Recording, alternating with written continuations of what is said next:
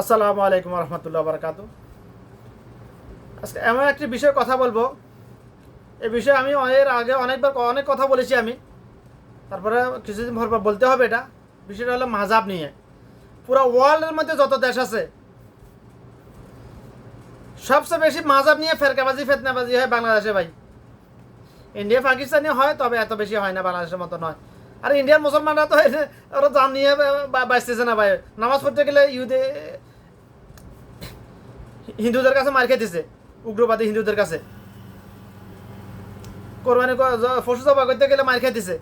ওরা তো এমনি বাঁচতেছে না, আবার বিদাত করার সুযোগ কোথাও ওদের। মাজাব নিয়ে ফেরকাবাজি ফেতনাবাজি করার সুযোগ কোথাও ওদের আবার। তো যাই হোক, আল্লাহ রাসূল সাল্লাল্লাহু আলাইহি ওয়াসাল্লাম বলছেন আমার উম্মতের মধ্যে 73টা দলে বিভক্ত হয়ে যাবে, শুধুমাত্র একটি দল জান্নাতে যাবে, বাকি 72টা দল জাহান্নামে যাবে। রাসূলুল্লাহ সাল্লাল্লাহু আলাইহি ওয়াসাল্লাম বলছেন এটা তার উম্মতের কথা, অর্থাৎ আমাদের কথা। আর আমি বলতেছি এটা বাংলাদেশ থেকে শুরু হয়ে গেছে কিয়ামতের। এটা হচ্ছে কিয়ামতের আলামত একটা। এটা কিয়ামতের খুবই নিকটবর্তী আলামত এটা। অর্থাৎ ইমাম মাহাদি আসার কয়েক বছর কিংবা 10-20 বছর 50 বছর আগের আলামত এটা। হয়তো বা 2-4 বছর আগে 10-20 বছর আগের আলামতে হতে পারে, হয়তো বা 50 বছর আগের আলামতও হতে পারে। তবে এটা শুরু হয়ে গেছে বাংলাদেশ থেকে। বাংলাদেশে বেশিরভাগ আলেমের লেফাজদারি জাহেল। কিছু আছে আলেম কিন্তু আবু জাহেল। জাহেল কারা যে আল্লাহর কালাম জানে না, বুঝে না, কিন্তু জুব্বা একটা গায়ে দিয়ে ফাঁক দিয়ে একটা লাগাই আলেমের বেশ ধরি চলতেছে, ধর্মের ব্যবসা করতেছে, তারা হচ্ছে জাহেল। আবু জাহেল কারা? যারা আল্লাহর কালাম জানে বুঝে, কিন্তু তারপরও ধর্ম ব্যবসা চালিয়ে যাওয়ার জন্য যে আল্লাহর কালাম যেভাবে বুঝেছে, যেভাবে জেনেছে, ওইভাবে না বলে সাধারণ মানুষকে ওইভাবে না, মানুষের সামনে ওইভাবে উপস্থাপন না করে মানুষকে বিভ্রান্ত করার অবস্থা রেখেছে, তারা হচ্ছে আবু জাহেল। তাদের উদ্দেশ্য কি ধর্ম ব্যবসা জমজমাট চালিয়ে যাওয়া। সাধারণ মানুষ আলেম হোক এটা যারা চায় না, তারা হচ্ছে আবু জাহেল। এর সঙ্গে বাংলাদেশের সবচাইতে বেশি 99 জনে আবু জাহেল, বাংলাদেশে আবু জাহেল বেশিরভাগ জাহেল। আর কিছু সঙ্গে আবু জাহেল। প্রকৃত হক্কানে আলেমে দিন একমত হবে আল্লাহর কাছে থেকে বিনিময় নেওয়ার আশায় দিনের দাওয়াত দিতেছে, দিনের কথা বলতেছে 101 রেয়ার বর্তমানে বাংলাদেশে। আর এই ধর্ম ব্যবসা ওয়ার্ল্ডের মধ্যে আর কোনো দেশে না, আরব গালফে তো নাই কোনো সম্ভাবনা এটা। কারণ সবাই জন্মসূত্রে আলেম। আরব গালফের জন্মসূত্রে সবাই আল্লাহর কালাম জাননেওয়ালা আলেম, মাননেওয়ালা নয়, আলেম। সবাই আল্লাহর কালাম জাননেওয়ালা আলেম, কিন্তু আবু জাহেল মানতেছে না। এরা মানতেছে না, এই জন্য আবু জাহেল বর্তমানে। কারণ কথায় কথায় আরব দেশের এরা 1999 এখন আল্লাহর কসম খায়, কথায় কথায় মিথ্যা কথা বলে। এরা তো আবু জাহেল।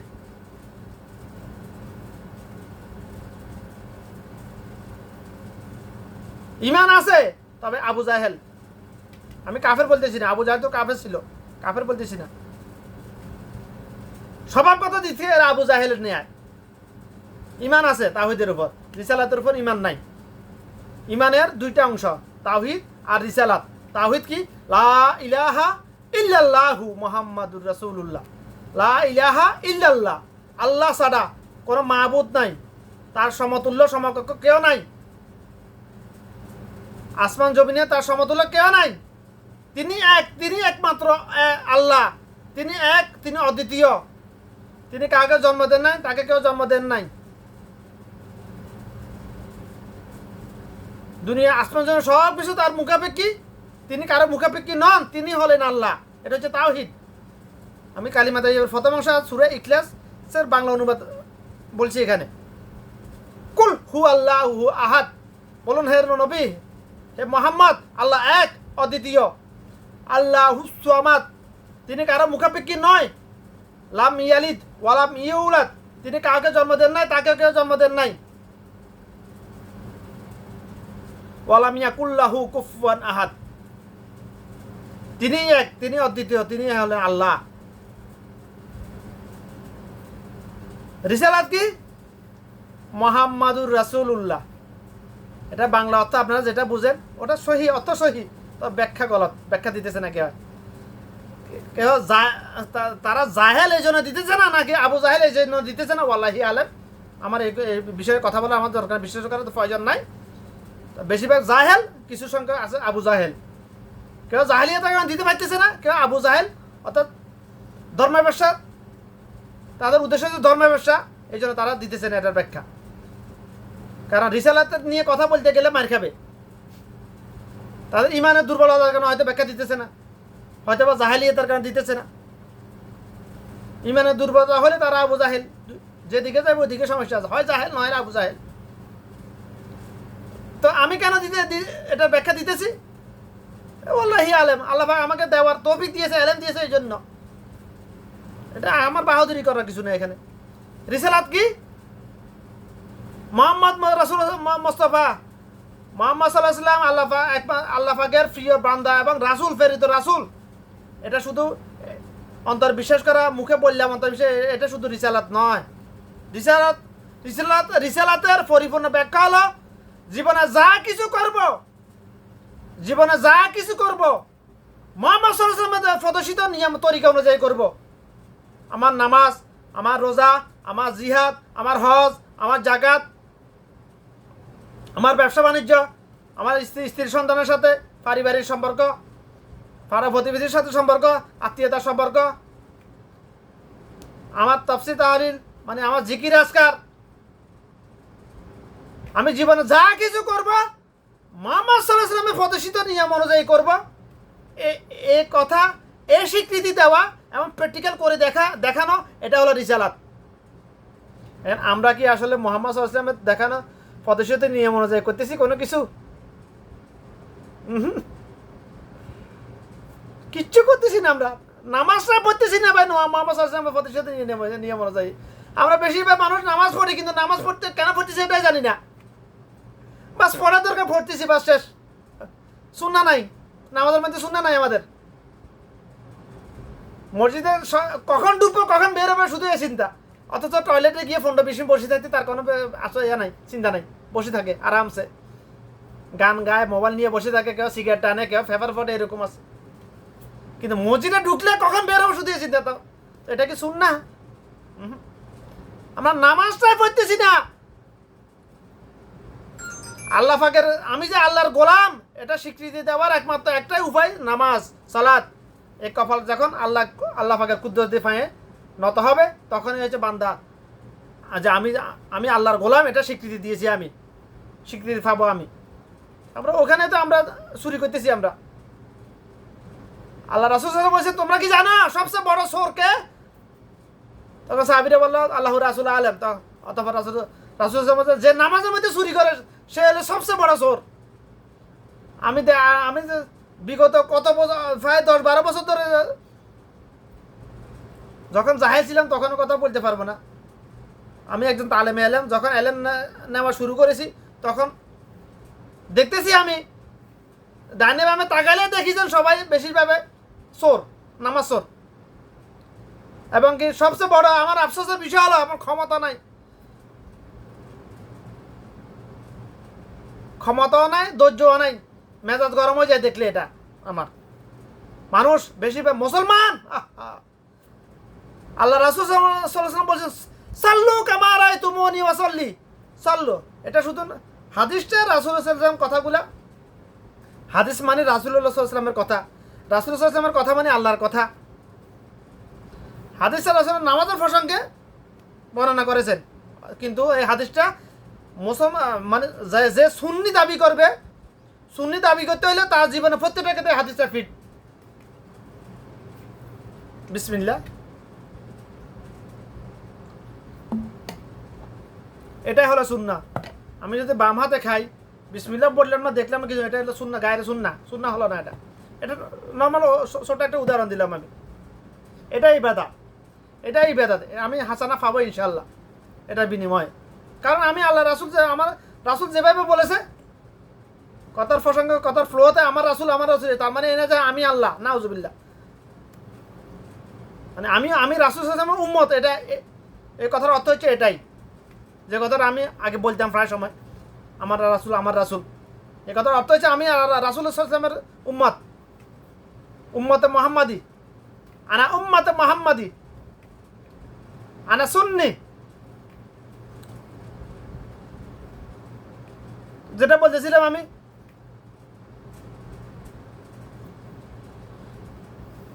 আপনি নামাজ পড়েন, আপনি দান সদকা করুন, দান সদকা করতে গিয়ে আপনি সেলফি তুললেন, সেলফি লে লে লে লে লে, এটা কি সুন্নাহ হলো না গায়ের সুন্নাহ হলো? এটা বিদা। লোক দেখানো যে কোনো ভালো কাজ, আমলের নিয়তে লোক দেখানো যে কোনো, মানে আল্লাহর কাছে আমলের নিয়ত করতেছে, মানে এটা ভালো কাজ, আমি আল্লাহর কাছে বিনিময় পাবো এই আশাও করতেছে, আবার মানুষকে দেখানোর জন্য করতেছে। এটা হচ্ছে শিরকের অন্তর্ভুক্ত। অর্থাৎ লোক দেখানো যে কোনো ভালো কাজের শিরকের অন্তর্ভুক্ত। যদি আবার সব ভালো কাজ নয়, যে কাজের বিনিময় আল্লাহর কাছেও পাবার আশা করে, আবার কিন্তু লোক দেখানো নিয়ত, লোক দেখানো নিয়ত মুখে ছিললে করে না কি হয়? এটা কর্মে প্রকাশ পায়। আপনি কাউকে 5 কেজি চাল দিলেন, 2 কেজি চাল দিলেন, 2-3 জন নিয়ে ধরলেন, কে কারে দিতেছে, কে দিতেছে, কে নিতেছে, এটাই বোঝা যায় না, ফেসবুকে পোস্ট করে দিলেন, সোশ্যাল মিডিয়াতে। এটাই হচ্ছে লোক দেখানো, এটাই হচ্ছে শিরিক। আপনি জাকাতে লুঙ্গি পায়জামা দিলেন, শাড়ি দিলেন, জাকাতে লুঙ্গি শাড়ি দেওয়ার জন্য কে অধিকার দিছে আপনাকে? এটা কি আল্লাহ রাসূল সাল্লাল্লাহু আলাইহি ওয়াসাল্লাম শিখে গেছে? আপনি কিভাবে সুন্নি দাবি করেন নিজেকে? আপনি হ্যাঁ, জাকাত হচ্ছে, এটা হচ্ছে গরিবের হক। এখন আমি আপনার কাছে 500 টাকা পাবো, 500 টাকা পাবো, আপনি যদি আমাকে 500 টাকা দিয়ে একটা লুঙ্গি কিনে এনে দাও, বল তুই আমার কাছে 500 টাকা পাইতি, এ টাকা দিয়ে তোর জন্য একটা লুঙ্গি কিনে আনিছি, এটাকে আপনি মানবেন? আমি মানবো? কখনো মানবো না। আরে আমার টাকা, আমার ইখতিয়ার, আমার যা খুশি টাকা, আমার টাকা আমাকে দে। তো জাকাত সেন তোর উপায়, জাকাত গরিবের হক, যার হক তাকে দিয়ে দাও। সে লুঙ্গি কিনবে না, পায়জামা কিনবে না, লেহেঙ্গা কিনবে না, শর্ট প্যান্ট কিনবে না, সাইল কিনবে, টাইল কিনবে, তার ইখতিয়ার এখানে, তার ব্যাপার এটা। শাড়ি লুঙ্গি দেওয়া কে শিখেছে আপনাকে? এটা তো 100% বিদআত, এটা শিরিক, এটা শিরিক। কারণ লোক দেখে না এখানে। আমি মানুষ আমাকে বলবে আমি জাকাতে, আমি অনেক বড় দাতা, আমি জাকাত দিতেছি, তার নিয়ত তো এটাই ভাই। মুখে ছিললে না, বলা লাগে না, মাইকিং করার দরকার নাই। আমি মানুষকে দেখানোর জন্য জাকাত দিতেছি, কর্মে প্রকাশিত এগুলা সব। লোক দেখানো ইবাদতগুলা কর্মে প্রকাশিত, কর্ম দ্বারা প্রকাশিত হয়।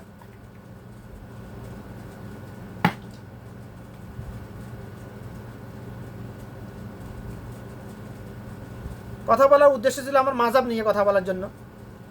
যাই হোক, যেহেতু ফেরকাবাজি ফেতনাবাজি নিয়ে শুরু হয়ে গেছে, যাই হোক, তো আমরা যা কিছু করতেছি, আমরা মসজিদে ঢুকতেছি কেন এটা জানি না।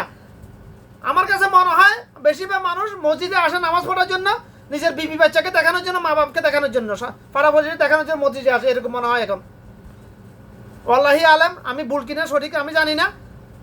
যারা আমার থেকে বড় মাপের আলেম আছেন তারা আমাকে বলবেন, বুঝিয়ে দিবেন আসলে কি আমার ধারণাটাকে ভুল না সঠিক। আমার কাছে এমন মনে হয় যে বেশিরভাগ মানুষ এখন মসজিদে গিয়ে নামাজ পড়ে, কিন্তু মনে হয়, আমার কাছে মনে হয় যে মানুষকে দেখানোর জন্য, মা বাপকে বিবি বাচ্চাকে দেখানোর জন্য, মা বাপকে দেখানোর জন্য, পাড়া প্রতিবেশী দেখানোর জন্য মসজিদে যায়। যে মসজিদ না গেলে মানুষ কী করবো? মুসলমান বলতে করতে না, সমালোচনা করবে, এই চিন্তা ভাবনা থেকে মসজিদে যায়। যদি একমাত্র আল্লাহকে দেখানোর জন্য মসজিদে যায় তো মানুষ আসে, যদি একমাত্র বিনিময় আল্লাহর কাছে পাওয়ার জন্য মসজিদে আসে মানুষ, তাহলে ইবাদতগুলো কিভাবে গায়রে সুন্নাহ করে, বিদআতের নিয়মে করে মানুষ কিভাবে? আরে যে ডানে বামে তাকাইলে দেখতেছি, ডানে বামে তাকানো লাগে না, আমি সামনের দিকে তাকিয়ে আমার ডানে বামে অনেক, পিছনের দিকে অনেক দূর পর্যন্ত আমি দেখি, আমি কতটুকু এটা বলার প্রয়োজন নাই। আমি সামনের দিকে তাকিয়ে ডানে বামেও দেখি, আমি অনেক দূর পর্যন্ত পিছনের দিকে আমি কিছুটা দেখি, আমি ডানে বামে তাকানোর প্রয়োজন নাই। আর সালাম ফিনার পরে তো দেখতেছি, আমি সালাম ফিনানোর পরে সবচেয়ে বড় ভুলটা যে করে, যেটা করতেছে মুসলমান আজকে, বাঙালি, ইন্ডিয়ানি, পাকিস্তানি আর ওমানি সব একই অবস্থা দেখছি ভাই। যে প্রত্যেক ফরজ নামাজ পড়ে একটা 3 তাফসীর বলি না আমরা, সুবহানাল্লাহ, আলহামদুলিল্লাহ, আল্লাহু আকবার 33 বার 36 বার কিংবা 33 বার, একবার লা ইলাহা ইল্লাল্লাহু ওয়াহদাহু লা শারীকা লাহু, একবার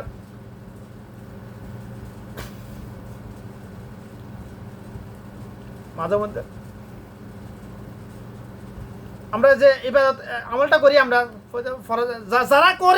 যারা করি না তো তারা বেঁচে গেছে আমি মনে করি। কারণ বিদআতি আমল করার চাইতে আমল না করাটাই উত্তম। লোক দেখানো এবার আমল না করার সাথে আমল না করাটাই উত্তম। কারণ আমল না করার জন্য না করতেছে না, এই জন্য আল্লাহ পাক চাইলে মাফ করে দিবে। কিন্তু লোক দেখানো এবার শিরকের অন্তর্ভুক্ত, তার জন্য জাহান্নাম ওয়াজিব হয়ে গেছে, যাবে। নামাজের পরে মানুষ যে তফসি করে 3 তফসি পড়ে, আমার আমার কাছে এখন মনে হইতেছে এই আমলটা করার সাথে তারা আমল একেবারে ওই আমলটা না করাটা তাদের জন্য উত্তম। কারণ তাদের স্পিডে যেটা বুঝি আমি, বেশি মানুষ কীভাবে আমল করে। আচ্ছা, একবার সুবাহান আল্লাহ বলতে কয় সেকেন্ড না, মিনিমাম 2 সেকেন্ড লাগে। সুবাহান আল্লাহ, সুবাহান আল্লাহ, সুবাহান আল্লাহ, সুবাহান আল্লাহ, সুবাহান আল্লাহ, আলহামদুলিল্লাহ, আলহামদুলিল্লাহ, আলহামদুলিল্লাহ, আলহামদুলিল্লাহ, আল্লাহু আকবার, আল্লাহু আকবার, আল্লাহু আকবার। কত সেকেন্ড লাগে? 1.5 থেকে 2 সেকেন্ড লাগে। কিন্তু আমি তো ডানে বামে টাকা দিয়ে সব দেখতেছি একই অবস্থা। 1999 জন, 799 জন বলে ভুল হবে ভাই, কসম আল্লাহর। এভাবে ফুটতেছে, এভাবে এত স্পিডে কি ফুটতেছে, এতে কি ফুটতেছে? আমি যদি সুবহানাল্লাহ বলতে বলতে বলতে বলতে হবে আমাকে কি সুবহানাল্লাহ। আমি যদি বলি সুবহানাল্লাহ, সুবহানাল্লাহ, সুবহানাল্লাহ, তাহলে এটার অর্থ কি হবে? কি হবে? আল্লাহি আলেম। যদি এটার অর্থ যদি শিরকিয়াত হয়ে যায়, তাহলে তার জন্য জাহান্নাম ওয়াজিব হয়ে গেছে। আমাকে বলতে হবে আলহামদুলিল্লাহ। আমি যদি আলহামদুলিল্লাহ কি বললাম, কি এটার অর্থ কি হলো? আমরা না জাহেল, বাংলাদেশ, ইন্ডিয়া, পাকিস্তানে আমরা জাহেল। আমরা জন্মসূত্রে আল্লাহর কালাম জানি না, বুঝি না। কিন্তু আরব দেশের এরা তো জাহেল না, এরা জন্মসূত্রে আল্লাহর কালাম জানে, বুঝে। কিন্তু তাদের একই অবস্থা দেখতেছি, ইমান মার্কা খাইয়ার বেশিরভাগ, আবু জাহেল মার্কা। স্পিড ভাই, কেউ কেউ আবার পড়ে এভাবে এভাবে, কেউ আছে আবার এভাবে এভাবে করে। কি এগুলা ভাই? এগুলা কি? আপনারা পারলে বুঝাই দেন এগুলা কি পড়ে এগুলা। কিন্তু প্রত্যেক ফরজ নামাজে সালাম ফিরে পড়ে, সবাই এই আমলটা করে আমি জানি, তবে সবাই বিদাতি নিয়মে। হাসানাত পাবে না, সাইয়াত লেখা হইতেছে এই আমলটার কারণে। মানুষের আফসোস হয় আমার, মানুষ কেন মসজিদে আসে ভাই? 2 রাকাত, 3 রাকাত, 4 রাকাত, বেশি না পারলে নাই, একেবারে 2 রাকাত, 3 রাকাত শুধু ফরজ নামাজটা আদায় কর। বাকি অপশনাল গুলা, সুন্নাত মোসাহাব এগুলা সুন্নতের নিয়মে ফাইলে কর, না করলে করিচ্ছা। তাই এটাই উত্তম তোদের জন্য, এটাই উত্তম। সুন্দর ভাষা ব্যবহার করতে পারতেছি না, সম্ভব না। আপনারা বলবো আবার তোমরা বলবো, আরে কিসের আবার আপনি আবার তুমি আবার, এরকমের ভাষা। মিষ্টি মিষ্টি ভাষায় তো ধর্মের ভাষায় এরা ওয়াজ করতেছে, ওরা করুক গা। গলত দেখলে, বিদাত দেখলেন না, আশপাশের সামনে মানুষও দেখি না, আবার মিষ্টি শুটে কথা কিভাবে আসবে আবার আমার? কারণ যে বিদাত করলো সে নিজের উপর জাহান্নাম ওয়াজিব করে নিল ভাই। কথা কি আমার না আল্লাহর, না রাসূল সাল্লাল্লাহু আলাইহি ওয়াসাল্লামের? কথাগুলো আমার না। ওয়াকুল্লু বিদাতি দালালা, ওয়াকুল্লু বিদাতি ফিন্নার। প্রত্যেক বিদাতি পথভ্রষ্টতা, গোমরাহি, প্রত্যেক বিদাতিরাই জাহান্নামীদের অন্তর্ভুক্ত। এই হাদিসের অর্থ হলো এটাই। এখন তো যেদিকে তাকে ওইদিকে দিচ্ছি বিদাতি ভাই। আমাদের দেশের বেশিরভাগ মানুষ ইসলাম ধর্ম পালন করে বাদদাদার ধর্ম হিসাবে, মানে হিন্দু ধর্ম অনুসারীদের মেয়ে। বাদদাদার আমল থেকে এভাবে করিয়েছে, আমরা এভাবে করতেছি, এটাই ধর্ম। আমাদের দেশের মানুষ গত 200-300 বছর ধরে ভাই, 200-300 বছর, গত শতাধিক বছর ধরে বিদাতের উপর আমল করতে, বিদাত পালন করতে করতে করতে এখন সহিহ হাদিসকে মনে করতেছে বিদাত। সহিহ হাদিস দিয়ে বিদাতকে রদ করার জন্য গেলেই মারার জন্য উঠে পড়ে লেগে থাকে, তাদেরকে আঘাত করতে যায়। বাদদাদার আমল থেকে করেছে, ওরা কি ভুল করে গেছে? এ ফতুয়া দিতেছে।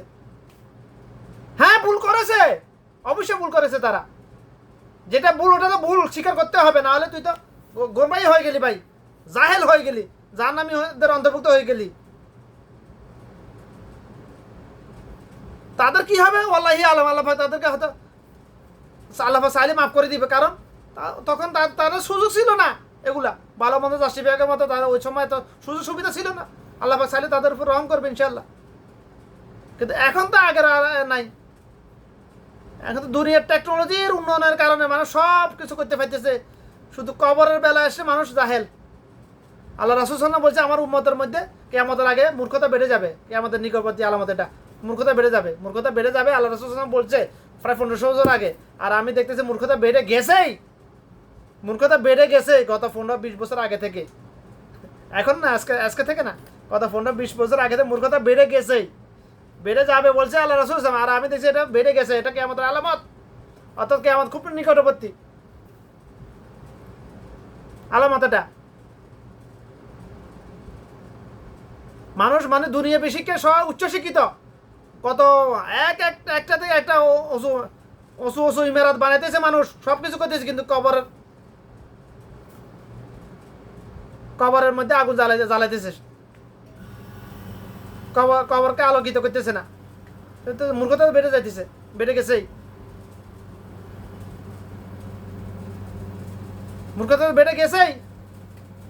যে কবর চিন্তা করে না, শুধু দুনিয়া চিন্তায় ব্যস্ত, দুনিয়া চিন্তা করতে করতে কবরে চলে যায়, সে মূর্খ না কে মূর্খ? আলহাকুমুত তাকাতুর হাত্তা জুরতুমুল মাকাবির। আল্লাহ বলছে মানুষ কিয়ামতের আগে, এটা কিয়ামতের আলামতের মধ্যে পড়ে এটা। অর্থাৎ মানুষ দুনিয়া নিয়ে প্রতিযোগিতা করতে করতে করতে করতে এমন কবরে চলে যাবে, তারপর তার হোশ থাকবে না, তারপরে তার কবরে নিয়ে চিন্তা হবে না, আসবে না। মানে দুনিয়ার রং দাম ভোগ বিলাস এগুলো নিয়ে মানুষ প্রতিযোগিতা করতে হবে, এগুলো নিয়ে অর্জন, মানে দুনিয়া বিষয়ে অর্জন করা নিয়ে ব্যস্ত থাকতে থাকতে মানুষ কবরে চলে যাবে। কবর নিয়ে তাদের কোনো উদ্বেগ নাই, তাদের চিন্তা ভাবনা নাই। এটা হচ্ছে কি আমাদের আলামত। এটা কি আসছে না আসবে? আপনারা বলুন। আমি বলছি এসে গেছে, এটা এখন থেকে না, আর 15-20 বছর আগে থেকে। আরবের সব রাখাল গোষ্ঠী সব এখন ধনী লোক হয়ে গেছে। কিয়ামতের আলামত কয়টা আলামত বলো ভাই? কিয়ামতের যদি 100টা আলামত যদি আল্লাহ রাসূল বর্ণনা করেন, তার মধ্যে 90টা আলামত চলতেছে পৃথিবীতে, প্র্যাকটিক্যাল চলতেছে এগুলা। অর্থাৎ কিয়ামতের 90% আলামত পৃথিবীতে বিরাজমান বর্তমানে। তো যাই হোক, কথাগুলো বোঝার চেষ্টা করবেন ইনশাল্লাহ। কথা আর লম্বা করলাম না, আপনাদের ধৈর্য নাই। আমি কি করবো ভাই? আমি কি করবো ভাই? দুনিয়া বোঝা সহজ, করা কঠিন। এই জন্য যারা দুনিয়া রং তামাশার জন্য, ভোগ বিলাসের জন্য ভিডিও তৈরি করে, তাদের কথাগুলো সংক্ষিপ্ত হয়, ভিডিওগুলো শর্ট, আধা মিনিট, 1 মিনিট, 2 মিনিট। টিকটক যারা বানায়, যারা ভিউ পেশা করে, তাদের কথাগুলো শর্ট। আমি তো কথা বলতেছি আখিরাত নিয়ে। আখিরাত বোঝার কঠিন, করা সহজ। তো সহজে বুঝাইতে হলে আপনাকে একটা কথা খোলামেলাভাবে বলতে হয়, বাংলা জুড়ে বলতে হয়, বোঝানোর চেষ্টা করা লাগে। বোঝানোর চেষ্টা করতে গিয়ে কথাগুলো লম্বা হয়ে যায়। আমি কি করবো এখানে ভাই? তো আপনারা যদি ধৈর্য সহকারে না শুনতে পারেন, আমার তো কিছু করার নাই। আমার কাজ হলো বলা, আমার কাজ, দায়িত্ব হলো বলা। মানার জন্য জবরদস্তি করে আমার কাজ নয় এটা। আল্লাহি আলেম, আল্লাহ ভাই আমাকে যতটুকু বলা তৌফিক দে, ততটুকু বলতে পারি আমি। কারণ আমি মুখস্থ বিদ্যার আলেম নয়, তবে আমি একজন তালেমে আলেম। যখন যেটা আল্লাহ ভাই আমাকে বলার জন্য কলমে দিয়ে দে, ওই বিষয় নিয়ে আমি কথা বলি। এর বেশি কিছু বলার ক্ষমতা আমার নাই।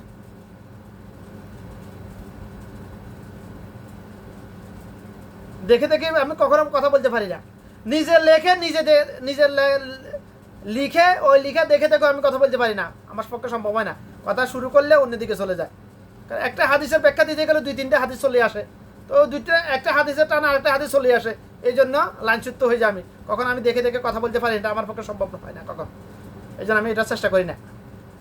তো যাই হোক, কথাগুলো বোঝার চেষ্টা করবেন ইনশাল্লাহ, কলমে ঢুকানোর চেষ্টা করবেন ইনশাল্লাহ।